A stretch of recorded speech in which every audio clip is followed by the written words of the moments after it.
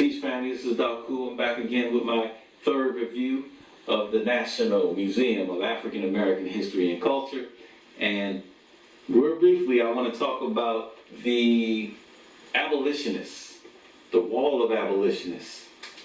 Now, a lot of people donated their money to the museum, and I videotaped the names of this wall of donators because we need to see who's financing this and why are they highlighting certain information and minimizing other bits of information.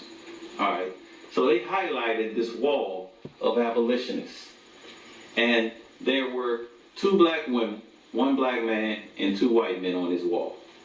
All right, and you can see this wall of abolitionists from the bottom level of the black, what I like to call the Black Holocaust section, which is the basement, and the second level of this section of the museum. You can see these pictures from both of these levels. Why did they highlight these pictures? What are they trying to say to you? You had Sojourner Truth. Ain't got no problem with Sojourner Truth. Frederick Douglass. Not much of a problem with Frederick Douglass. You had Harriet Tubman. No problem at all with Harriet Tubman. And you had 2 white abolitionist males. 2 black women, 1 black man, 2 white men, out of the 5 abolitionists. This is what they highlighted to you. But as I was diligently looking for anything on the slave insurrections that were happening all throughout the 19th century, I didn't find much. I saw a blurb of Nat Turner, not a picture. A blurb. Oh, he had 2 blurbs, I'm sorry. Gabriel Prosser was mentioned in 1 sentence. Then Mark Vesey was mentioned in 1 sentence. They were fighting to put an end to slavery. I didn't see their pictures blown up on the wall or even their names blown up on the wall like that. You had to really get up on these captions and footnotes to find these names and to find a little sentence that you see in there. I didn't see much about the Gullah Wars, which are misnomered the Seminole Wars. But when you did see the little blurb about the Seminole Wars, it was just a blurb.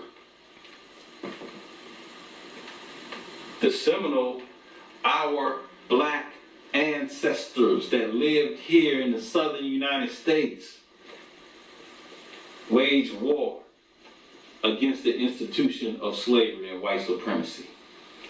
And this war lasted for many decades before the Civil War.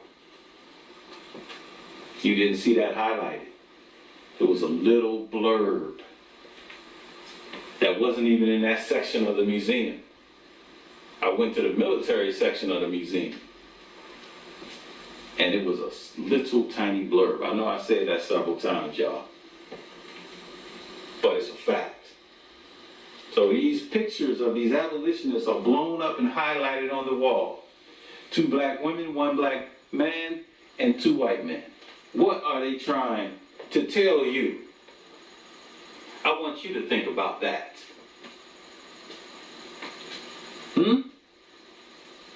And why are they not telling you about the people that was tearing their behinds up in the South?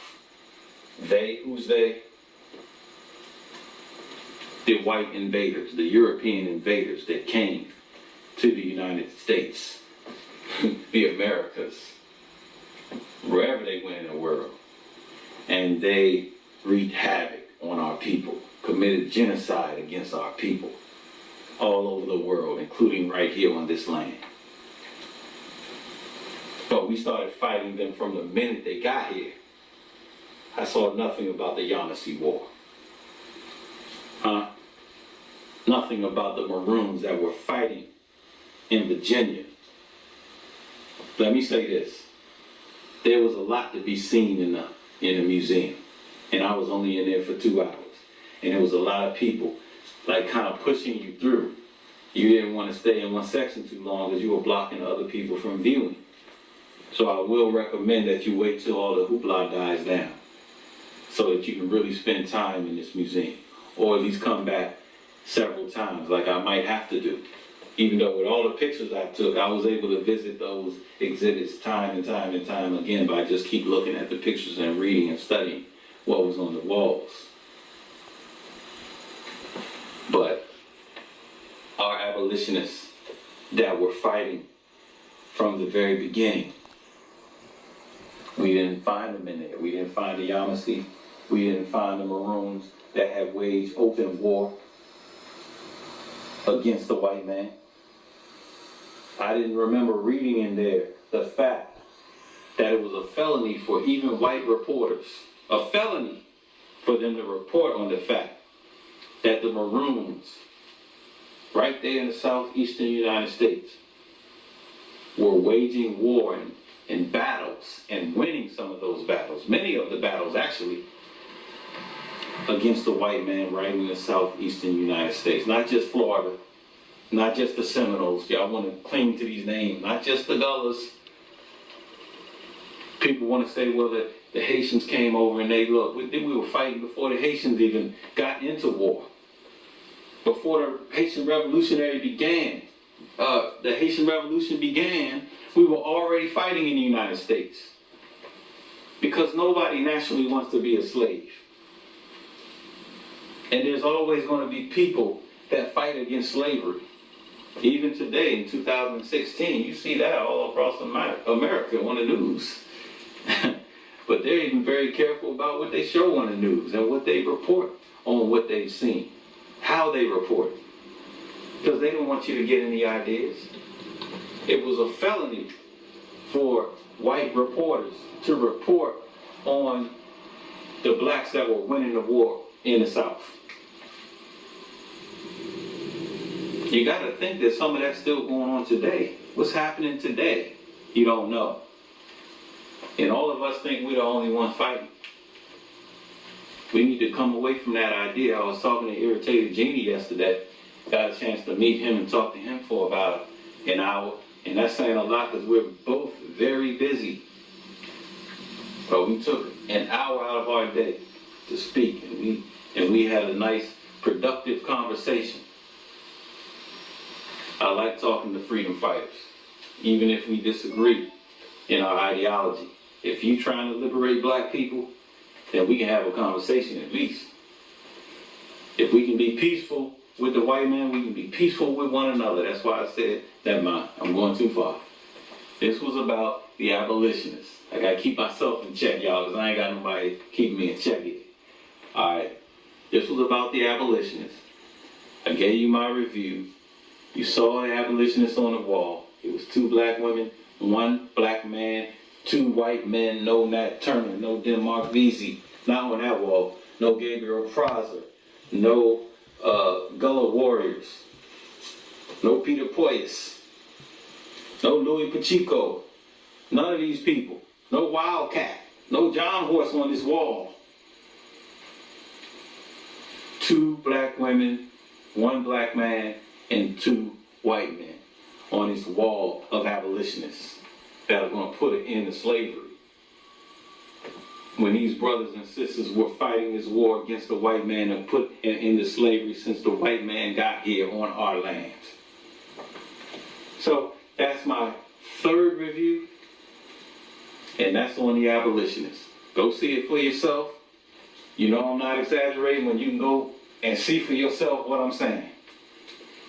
When you see Nat Turner, it's a couple of little blurbs. Peter Poyas ain't even in there that I saw. Denmark Vesey is 1 sentence. Gabriel Prosser, 1 sentence. John Horse is somewhere else in the military section talking about inside of the blurb of the Seminoles. No mention of Tiger Tail, Louis Pacheco, or none of these people. All right, and if you see it when you go, please correct me. I'm going to have to go again. I'm 3 minutes by train from the museum. Being in the D.C. area, I have no excuse but to go down there and check it again. I have to do it. Unfortunately, right now, it's a lot of people going through there, so you're going to have to get a pass. You go online, you get your pass. They give you a date and a time, and that's when you have to go. But go when all the hoopla dies down, and then you can go at any time, just like the National Museum of the American Indian, which I'll touch on another day. Okay, so that was my third review. I'm going to give my fourth review shortly. It's been Daku. Peace.